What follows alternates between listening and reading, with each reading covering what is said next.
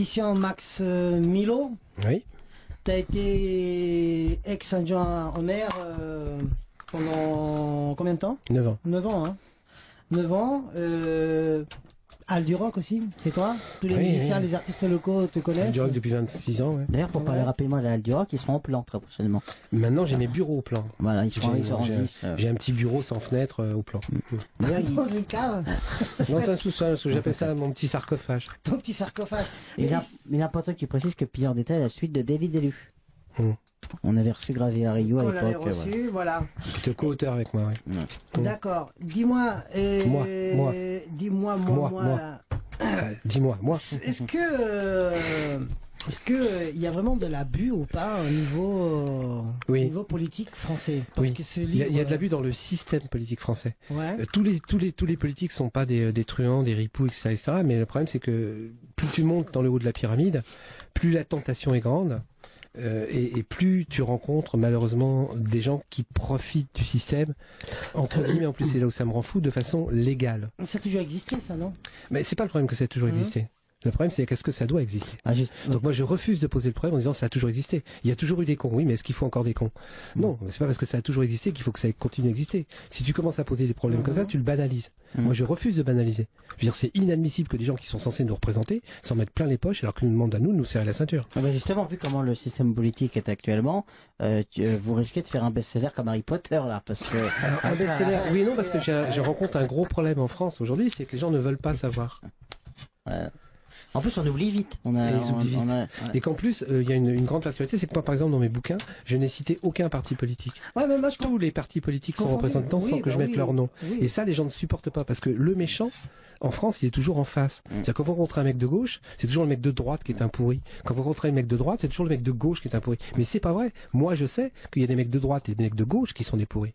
Et des gens bien de droite et de gauche. Et des gens bien de droite et de gauche. Et moi, ils ont plus en commun qu'on pourrait le croire. Mais quand même, les gens bien, il y en a de moins en moins. Très honnêtement. Mais sinon, il ferait pas de... Ils restent pas, on les vire. Ils sont pas dans le moule, on les vire. Dès que tu commences à être un petit peu en dehors de la ligne, on te casse. Ouais, j'ai vu que certains élus députés avec Amanda, ils ont une indemnité par exemple de 1 200 €, ça peut aller même au-delà. Une indemnité de 1 200 €, non, tu te trompes. Non, c'est... Les députés, ils ont beaucoup plus. Hein. Non, mais pour la retraite, c'est ça une indemnité. Ah, pour la retraite. C'est une retraite. Avec Amanda, oui, avec Amanda, ils ont déjà une retraite. Avec 5 ans de mandat, ils ont 1 500 €. 1 500 € déjà, c'est ça que je voulais dire. De retraite, ouais. Ouais. Ce qui est pas mal. On parlait des retraites, c'est ça. Avec un mandat de 5 ans, t'as une 5 retraite ans, de 1 500 €. un député a une retraite de 1 500 € net. Et un privé, il faut combien? 45 ans? Maintenant 47 ans. 47 ans? Pour avoir 1 700 €, non. Non. Il faut 42 ans et premier pour avoir 800 €. 800 €, voilà. Et encore, ça va descendre. Voilà. Et les sénateurs aussi. Ah, les sénateurs, c'est un peu mieux. C'est un peu mieux. Ouais. Et là, aujourd'hui, justement, ton livre tombe pile poil parce que tout le monde râle qu'on n'a plus d'argent, tout le monde râle qu'on rembourse plus rien, que tout augmente. Si, il y a de l'argent. Il y a de l'argent, mais il n'est pas distribué comme il faudrait. Comment ton livre est perçu par la population, par les habitants, par les gens, par les citoyens? Bien, ça fait 1 mois et demi, je suis assez effaré par le nombre de gens qui se précipitent sur la lecture du livre.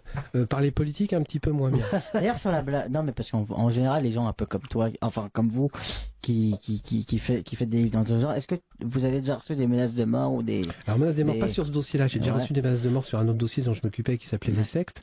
Sur celui-là, j'ai pas reçu des menaces de mort, j'ai reçu des pressions. Des pressions. Ouais, je suis un peu harcelé dans mon travail.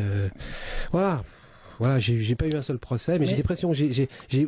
En plus, c'est des gens qui sont intelligents, donc j'ai des pressions, ce qui s'appelle des pressions annexes. Par exemple, il y a un journaliste qui m'a appelé, là, qui est un journaliste d'un journal national, qui m'a dit, Philippe, putain, ton bouquin, il est génial, putain, enfin un mec qui ouvre vers sa gueule avec des mots simples, sur des choses vraies. Mais tu comprends, si je parle de toi, quand Valls va devenir président, il va me tuer. Donc je parlerai pas de toi. Donc il y a une espèce d'autocensure qui se met en place. Voilà. Je devais faire une émission de télé et le producteur m'a appelé en me disant, Philippe, je suis emmerdé. J'ai reçu un coup de téléphone de l'Elysée. On m'a fait comprendre que si tu passais, il y aurait plus d'invités politiques. Mais t'es passé à France 2. Oui, mais c'était une autre émission. C'est très subtil en fait. C'était une autre émission, plus importante. Et donc on lui a dit que si jamais je venais à l'émission, il n'y aurait pas de personnage politique qui se pointerait dans cette émission le samedi soir à 1 heure de grande écoute. Mais pourquoi ton bouquin chatouille alors que tout le monde est d'accord qu'il faut baisser on baisse le salaire, on gèle les salaires des fonctionnaires. Parce que j'explique dans mon livre, par exemple, que pendant qu'on gèle le salaire des fonctionnaires, il y a 2 ministères qui ont été augmentés de 12,7%, avec un salaire moyen de 9 787,85 € pour chaque employé. Ce ministère-là, c'est le ministère de l'Intérieur où était Manuel Valls et Matignon. Voilà, les deux ministères où ont été nommés Manuel Valls. Et pendant que nous, on nous demandait de nous serrer la ceinture. Il y avait des grandes déclarations dans un train en Espagne en disant les fonctionnaires ne vont pas être augmentés encore pendant 3 ans. Cette même personne augmentait son personnel de son ministère de 12,7%. Ouais, faites ce que je dis, pas ce que je fais. Quoi. Alors justement, là, il y a la nouvelle carte des régions. Là, j'ai appris. C'est de la dose. J'ai appris que les nouveaux conseillers, ils se sont montés. Il y a eu une de 40 à 70%. Non, mais c'est pire que ça parce que personne s'en est rendu compte. Je vais vous donner un petit truc. Vous savez que les régions, ils sont donc passés de 22 à 13. On est bien d'accord. C'était pourquoi à mon avis, c'est pour. C'était pour faire des économies. Oui, et puis pour limiter la perte au régional. Non, c'est pas tout à fait ça. C'était vraiment. Mais les frais de déplacement, etc., de changer les capitales administratives des régions. C'est pire que ça. Mais c'est même pas ça. C'est que l'économie. à 2h du matin, il y a un dénommé Carlos da Silva. Ah bah tiens, que vous connaissez, non? Oui, il est venu ici. Qui a fait voter un amendement où il ne réduisait pas le nombre d'élus.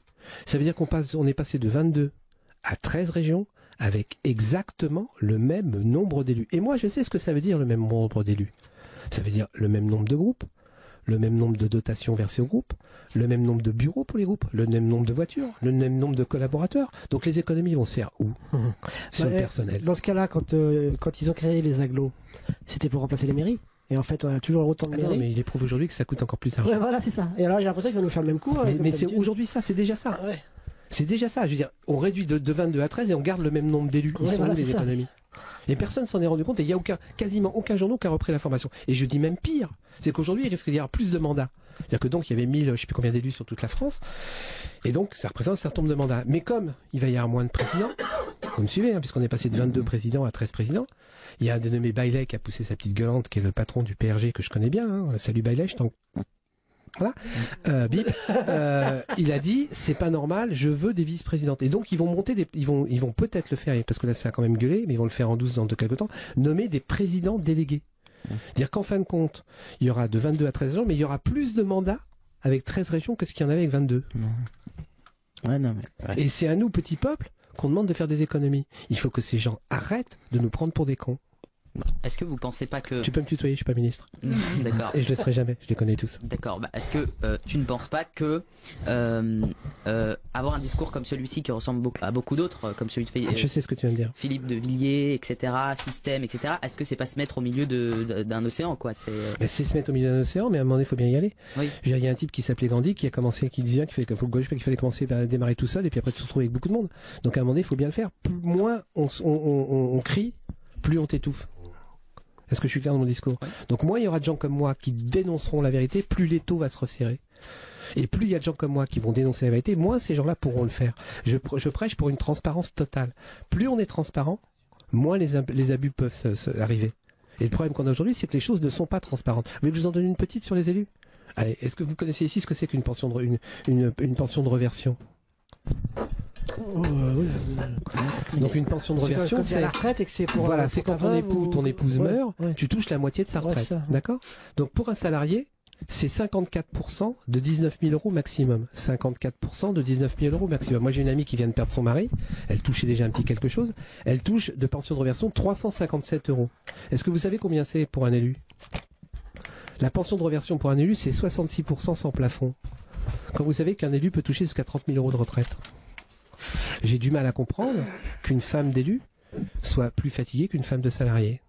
Et bien ça, c'est une loi que eux se sont votés. Donc ces gens-là, de plus en plus, votent des lois uniquement pour s'arranger eux. Donc le métier d'avenir, c'est d'être élu alors? Moi je conseille à tout le monde d'épouser un élu ou devenez élu. C'est un bonheur. Moi je vais vous dire, j'ai été voir, là j'arrive à un âge quand même canonique, et j'ai été voir pour ma retraite. Ouais. J'ai fait 15 ans d'élu important, donc 9 ans maire adjoint à Valls, etc., plus 6 ans conseiller régional. J'ai quasiment autant de points Ircantec avec 15 ans d'élu que depuis l'âge de 14 ans où je travaille. J'ai dit à la dame, mais attendez, vous vous trompez pas, il n'y a pas un 0 en trop? Ben non, il n'y avait pas un 0 en trop. Donc je peux vous assurer que être élu, c'est un bonheur. Parce qu'être élu, par exemple, dans la Constitution, c'est pas un salaire que vous touchez, hein. C'est une indemnité. Et une indemnité, c'est net d'impôts. C'est peut-être pour ça que ça reste dans le terme indemnité. Et c'est un bonheur. Un élu Ouais. peut avoir jusqu'à 5 retraites cumulées. Nous, en tant que salariés, quand on est à la retraite, nous n'avons pas le droit de travailler plus que notre dernier bulletin de salaire. Ouais. C'est-à-dire que si vous aviez 3 000 euros de salaire et que vous avez 2 000 euros de retraite, vous avez le droit de prendre un petit boulot, mais à hauteur de 1 000 euros, pas C'est plus. ça, voilà, exactement. Justement, les régimes spéciaux. Mais un élu, ça a droit à 5. Non, mais même en dehors de la retraite, un Ouais. élu, il a le droit d'être élu, sachant qu'il a son boulot à côté, tandis que nous, ou Non. un fonctionnaire ne peut pas avoir un petit boulot au noir. Mais Enfin, c'est pi- mais il est c'est- obligé de partir au Mais noir. c'est en fait. pire que ça. J'ai Voilà, découvert non, mais- et je le mets, Ouais. dans Pilleur d'État. Parce que nous sommes encore dans le système un peu royaliste. Ah, mais pas royaliste, on est dans un système moyenâgeux d'ailleurs. On parle de fief. On parle de fief. Ouais. Les Ouais. élus sont aux affaires. Ouais. Il y a Maintenant, encore les mots, les mandats d'élus sont transmis de père en fils, en petit-fils, etc. J'en ai Mm. plein à travers toute la France où c'est toute la famille qui est élue. Donc en fin de compte, on revient à un système moyenâgeux où il y a le seigneur avec ses serfs autour de lui. Moi, j'ai quelques questions à vous poser ou à te Vas-y. poser. Vas-y. Parce que tu veux pas qu'on se vous voit. Je veux bien, mais j'ai Est-ce que tu l'impression. veux pas qu'on se vous voit Si tu me vois, j'ai l'impression d'avoir 80 ans après. Alors, Je sais bien, je commence à être vieux, mais bon. Ouais, mais pour lui, tu es l'élu de son cœur. apparemment, Vas-y. selon Haroun. Moi, les questions que je voulais te poser, c'est surtout par rapport à la jeunesse. Ouais. Parce que la politique et les jeunes, c'est pas trop ça, Non. surtout en France. Et donc, j'ai pu voir que tu avais dit que le vote, un vote obligatoire, ça pourrait être pas mal. Oui. Parce que beaucoup de jeunes désistent ça et ils sont pas du tout intéressés. Je milite complètement pour le vote obligatoire. Et donc, est-ce que tu penses qu'il faut qu'on réforme le système politique français par rapport à ça? Alors, je vais vous donner un exemple bien précis qui fait que je vote pour le vote obligatoire. Vous avez entendu parler des élections régionales, là, pour l'instant. Personne ne sait, et je le mets aussi dans mon livre, non, je le mets dans le prochain. Est-ce que vous savez avec combien de pourcentage ont été élus les conseillers régionaux? Ouais, 20%. Non. Vous complétez 4% des voix. C'est ce qui se passe pour pouvoir voter en France. Il faut être inscrit dans Non. une liste électorale. Écoute-moi, t'as pas entendu ce que j'ai entendu mal. Aujourd'hui, pour devenir conseiller régional, il suffit de 4 voix sur 100. Est-ce que c'est des gens qui sont représentatifs de la population? Donc je m'explique. C'est simple à comprendre. Hein. 60% d'abstention en moyenne sur les élections régionales, d'accord? Donc les gens, au premier tour, ont voté à 40%. Or, pour être au deuxième tour des élections régionales, il faut avoir eu 10% des exprimés. Donc 10% de 40%, ça fait combien? Ça fait 4%. On est d'accord? Donc pour être au deuxième tour des élections régionales et être sûr d'être élu, puisque c'est des élections proportionnelles à la proportionnelle, et Ah, donc les sièges, en enfin, grosso ouais. merdo, Mmh. les 10 premiers de chaque liste sont élus, Mmh. systématiquement. Il faut donc faire que 4% des voix. Eh ben, c'est plus facile de devenir élu que d'ingénieur, alors. Donc, mais personne ne s'en rend compte, mais c'est un truc de fou. C'est cool. C'est vrai Donc ça que- veut plus rien dire. Les élections municipales à Évry, pour prendre une ville comme Évry, est-ce que vous savez que la municipalité a été élue avec 1,9 électeurs sur 10? Il y a combien Hein, d'électeurs même à pas. Évry? Il y a 12 000 40 000, 50 000, mais c'est même pas le problème. Non, des électeurs. Oui, mais pas d'électeurs, de votants. De votants, voilà. Ou d'habitants. Voilà. Mais 1 électeur,9 sur 10. C'est C'est que donc dalle. même pas 2. C'est-à-dire que ces gens-là, encore une fois, ne sont plus représentatifs. Donc c'est pour ça que moi je suis pour le vote obligatoire. Parce que quelque part, et je précise bien, en semaine, pendant les heures de travail. Mais il y a des pays où tu votes pas, Il y a- t'as une pénalité carrément Oui, il y a, fiscale. t'es pénalisé. je les mets dans le bouquin aussi, il y a un certain nombre de pays où ça existe, en Belgique, etc. Il y a des pays où le vote est Ouais, obligatoire. Il y a moins de 10% de gens qui vont pas voter, comme ça. J'ai envie de rebondir dessus parce que je pense Boing. que le problème de la France, c'est surtout que beaucoup de personnes se sentent délaissées, n'ont pas l'esprit patriote, on va dire, pour voter. Je pense que c'est surtout un problème moral parce que comme vous dites, dans certains pays, beaucoup de personnes ne pas voter, c'est pas normal. Enfin, c'est vraiment, à mon avis, c'est surtout ça. Mais en parlant des pays, j'imagine que vous avez un peu pu voir les systèmes politiques extérieurs. Et le modèle des pays nordiques, par exemple, on peut voir que les ministres et les personnes qui font partie de la politique sont très proches du peuple, parce que par exemple, ils n'ont pas de ministère tout fait, ils n'ont pas énormément de privilèges. C'est un bonheur pour moi, ces gens-là. Et franchement, je trouve que c'est ce genre de choses qu'il faut en fait, parce que beaucoup de politiques, comme vous l'avez dit aussi, je cite, les élus Il m'a lu, hein. pensent qu'ils deviennent propriétaires et de leur mandat, Ouais. alors qu'ils en sont que locataires. Et ça, c'est vrai que beaucoup de personnes pensent qu'avec un minimum de pouvoir, ils peuvent avoir vraiment, ils peuvent tout faire et même dépasser la moralité sur des choses Bah oui. sans aucun tout pour soi, quoi, vraiment tout pour soi. Et je trouve que c'est un peu dommage. Et je trouve vraiment que c'est vraiment un devoir moral et que vraiment les gens doivent dire que si on vote pas, eh ben on pourra pas se plaindre parce que au moins on aura contribué et pour telle personne, et je pense que c'est surtout ça qu'il faut faire. On est d'accord, sauf que moi vraiment j'insiste sur le vote obligatoire parce qu'il y a une notion dans le vote obligatoire qui est importante, c'est qu'à partir du moment où il y aurait un vote obligatoire, on serait obligé de tenir compte véritablement du vote blanc. Ouais. Du coup, ouais. Mais là, ils ont commencé il y a peu de temps. Là. Pardon. Il y a eu une Non, élection. ne dis pas de conneries, Patrick, je vais me fâcher. Non, mais peut-être. Ne dis pas de conneries, je vais me fâcher. Non, ça c'est ce qu'ils ont voulu te faire croire. Ah oui. Ils ont menti.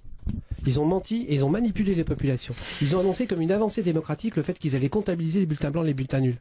Mais ça sert à rien. Je t'explique, je termine. Et ça, il faut que les gens le sachent. C'est-à-dire qu'avant, il y avait une colonne où dedans, il y avait marqué les bulletins blancs et les bulletins nuls, ils étaient mis ensemble. Mais ça comptait pas plus dans les exprimés. Maintenant, il y a 2 colonnes.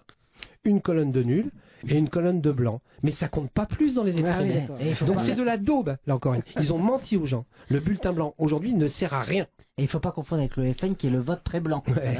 Ne sert à rien, ou très noir, ne sert à rien. Donc là, moi je milite pour qu'on compte le bulletin. C'est-à-dire que quelque part, il y a des pays où quand il y a un bulletin blanc est comptabilisé, et ben si t'as la peste, si t'as le choléra, etc., à partir du moment où il y a un certain nombre de bulletins blancs, tous les candidats dégagent. Alors, aujourd'hui, on peut même pas faire ça. Et c'est pour ça que les gens vont pas voter. Parce qu'ils se disent, je vais voter pour qui? J'ai essayé les mecs de droite, c'est des cons. J'essaye les mecs de gauche, c'est des cons. Je vais quand même pas voter pour les extrêmes, c'est des cons. Donc je vais pas voter. Et ça, c'est inadmissible. N'oubliez pas quand même que les femmes ne votent que depuis 1945, bordel. C'est pour ça qu'il Moi, je suis foudrage de voir que les gens ne vont plus voter. Mais je comprends qu'ils en aient pas envie. Et au stade où on en est, au niveau de l'électoral, on n'a pas d'autre solution que de rendre le vote obligatoire. C'est pour ça qu'ils ont élu un chat. Ouais. Alors, Nicolas. Non, j'allais rebondir on a là-dessus. Nicolas, on a Younouf et après. C'est parce qu'en fait, du coup, je pense que c'était à l'échelle régionale, mais donc moi, vu que je viens de Bordeaux, je vote à Bordeaux, et je sais plus à quelle élection c'était, celle où il y a beaucoup de partis, et justement, il y avait un parti qui avait été créé qui s'appelait le Parti du vote blanc. Mais je sais, c'est un copain à moi, Stéphane Guyot. Il n'avait aucun programme mis à part de faire le bulletin blanc. Voilà, exactement. Et du coup, d'ailleurs, j'ai voté pour eux en plus parce que je trouve ça scandaleux. Je peux vous le faire venir dans votre radio, c'est très sympa. Il se plante parce que le vote blanc en soi, sans le vote obligatoire, ne sert à rien. C'est ça. Mais bon, il a raison, il faut se battre aussi. Pourquoi écrire ce livre maintenant?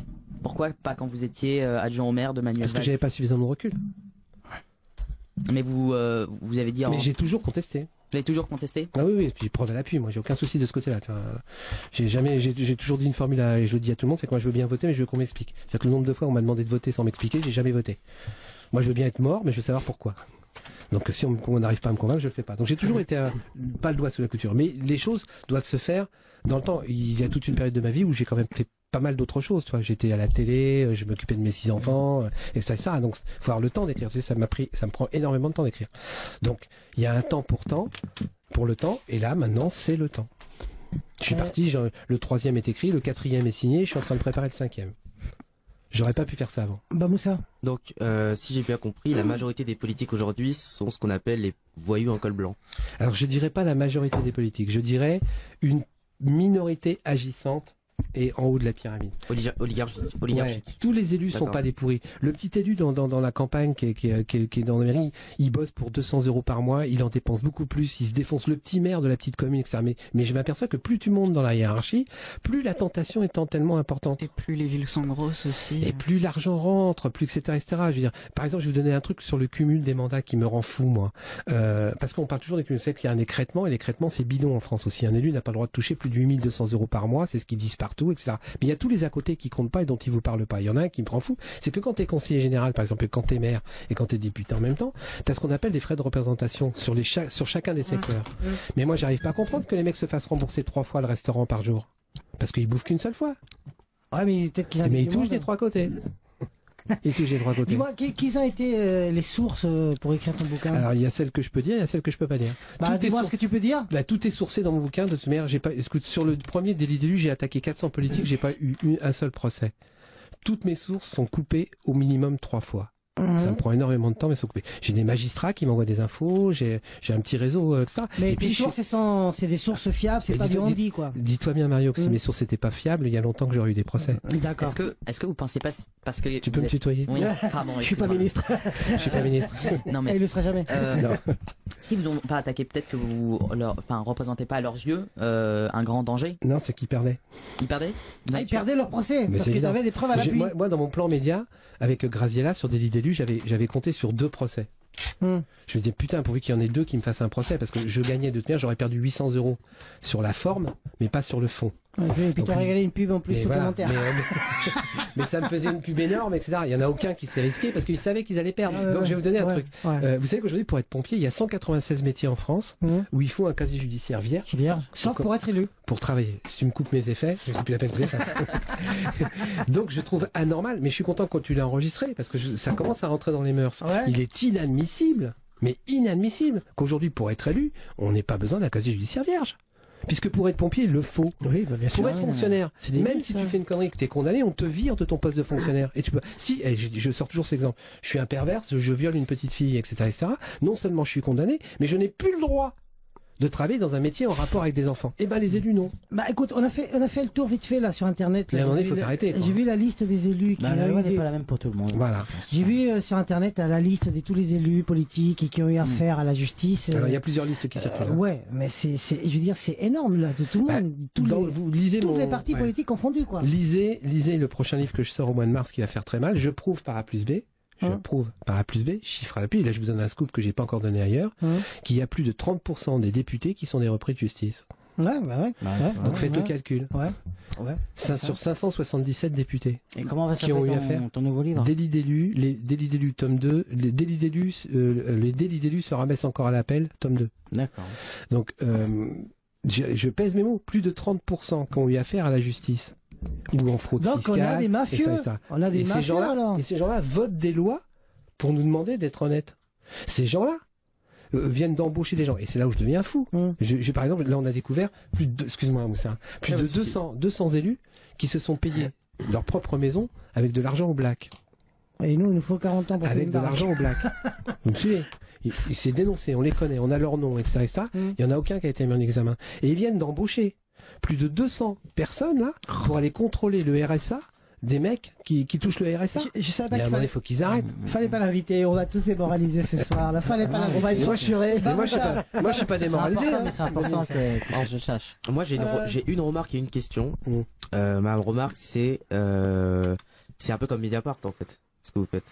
C'est un peu comme quelques personnes, entre autres comme Mediapart, qui dénoncent, qui font de l'investigation et qui essayent d'être le plus transparent possible pour que les abus s'arrêtent. Mais en plus du livre, parce que le livre, bon, ça sort de manière périodique, tu voudrais pas, de manière assez constante dans l'actu, de créer un blog ou un site? Pourquoi tu fais pas signer une charte alors qu'on te suive derrière?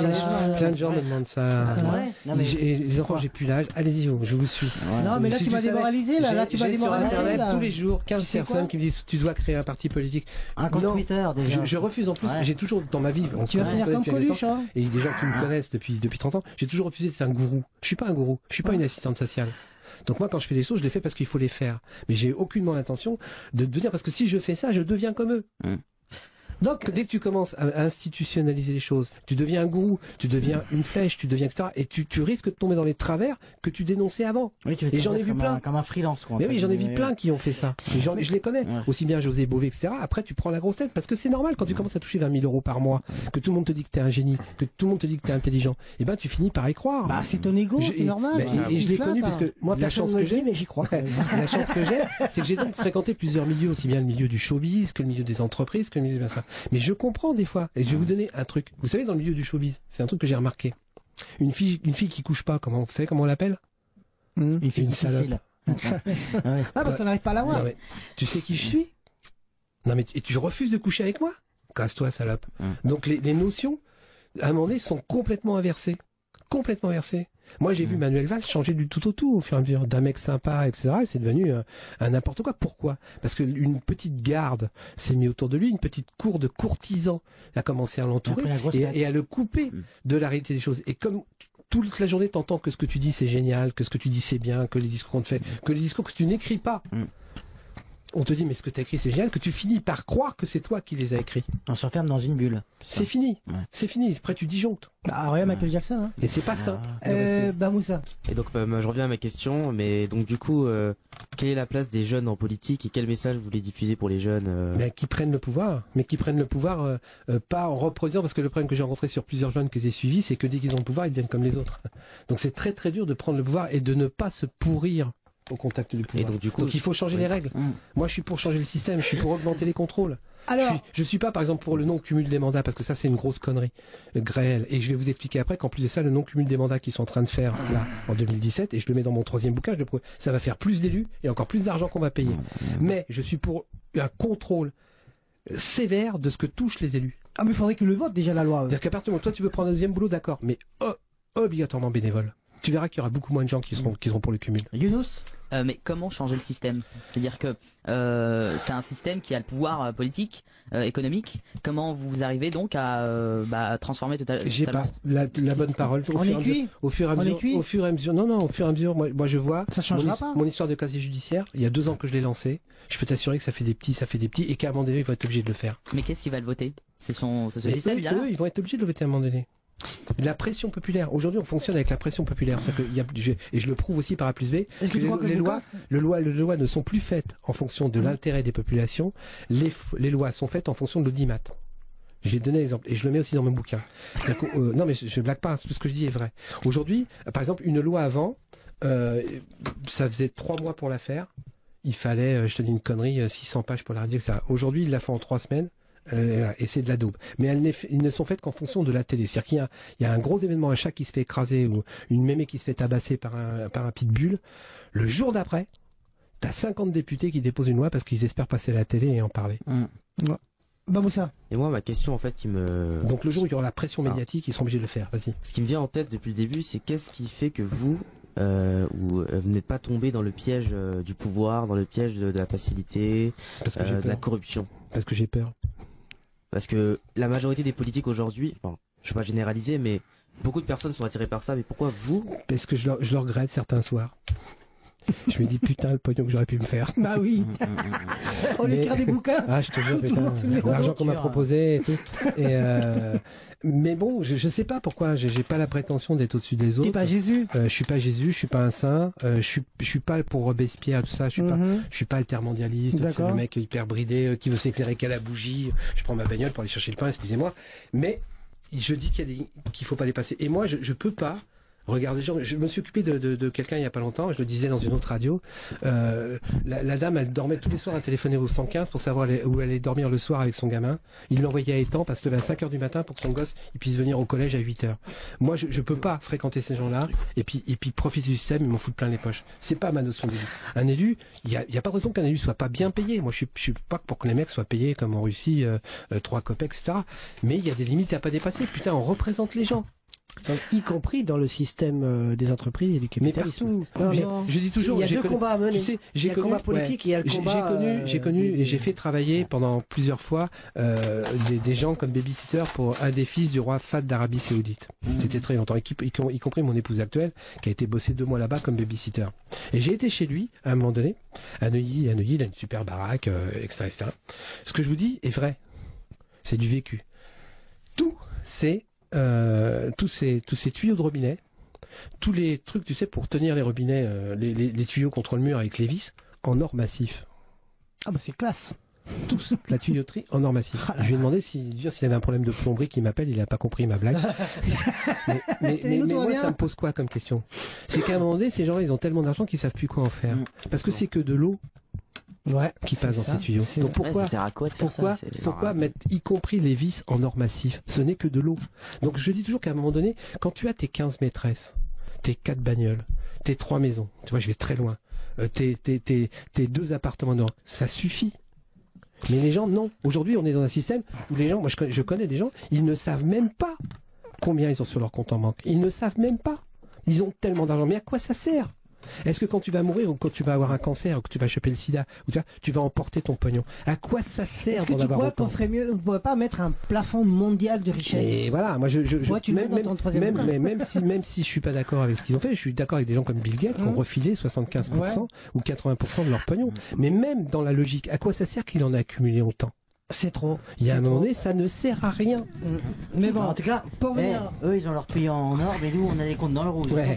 Mais en plus, j'ai remarqué, plus tu montes dans la hiérarchie, plus tu montes dans le pouvoir, tu ne sais même plus qui t'aime. Alors, parce que les gens qui t'entourent, tu sais plus s'ils t'entourent parce qu'ils t'aiment ou pour ce que tu représentes.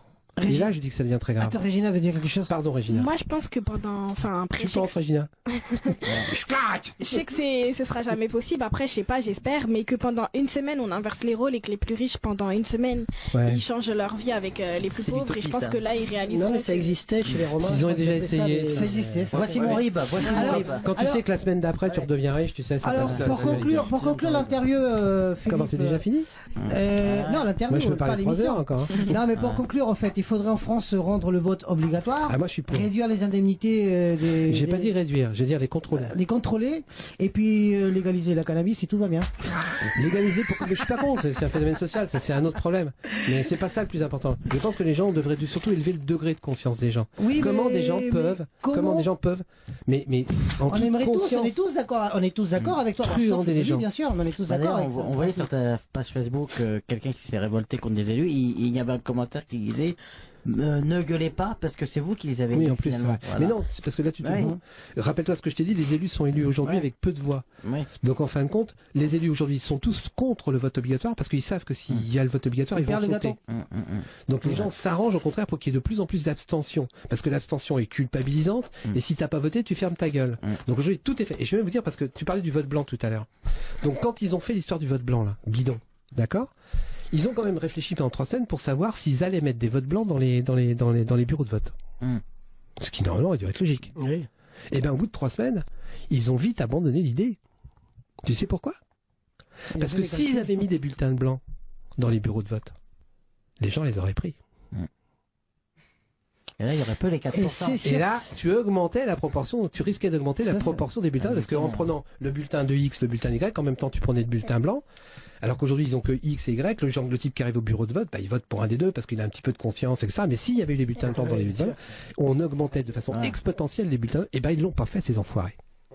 Sous prétextant que c'était compliqué à faire, etc. Alors que c'est pas vrai. C'est une feuille A4 que tu découpes au massicot et que tu poses. Donc ça leur coûtait rien du tout.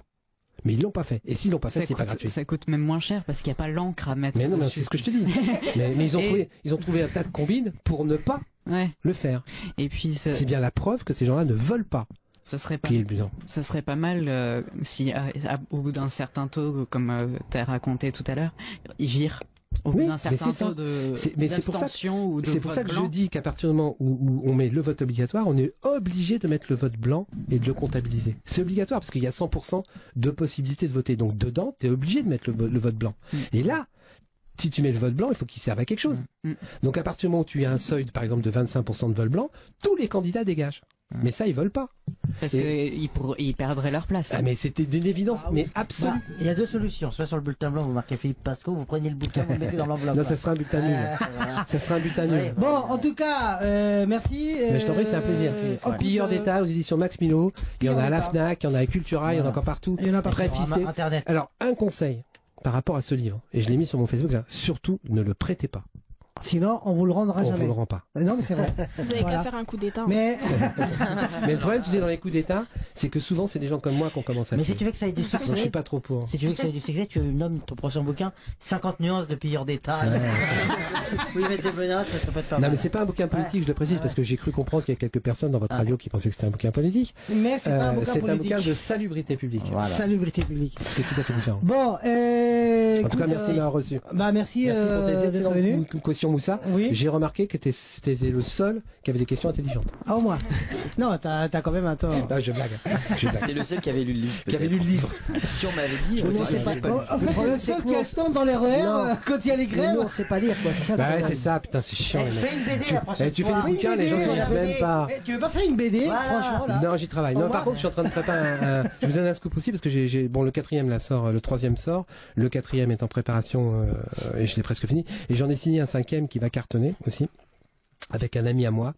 Je sais pas si vous que je le dise, est-ce que je vais me faire tuer en disant ça? Faut que je réfléchisse. L'autre, il s'en fout du vent qu'il a. Donc je fais en co-écriture avec un Corse. Un monsieur très important qui a connu plein d'affaires depuis 30 ans, 40 ans sur la politique française. Colonna, c'est ça? Non, je vous donnerai pas le nom parce que je peux pas encore. Et donc lui, il a plein d'histoires qui se sont passées à côté de ce qu'on sait, où lui il était là, etc. Et je peux vous assurer que j'en ai lu quelques-unes. Déjà, je suis en train de lui réécrire. Ouf, ça sent bon. ça sent les graves secrets d'État qui vont sortir, et je vais être content qu'ils sortent.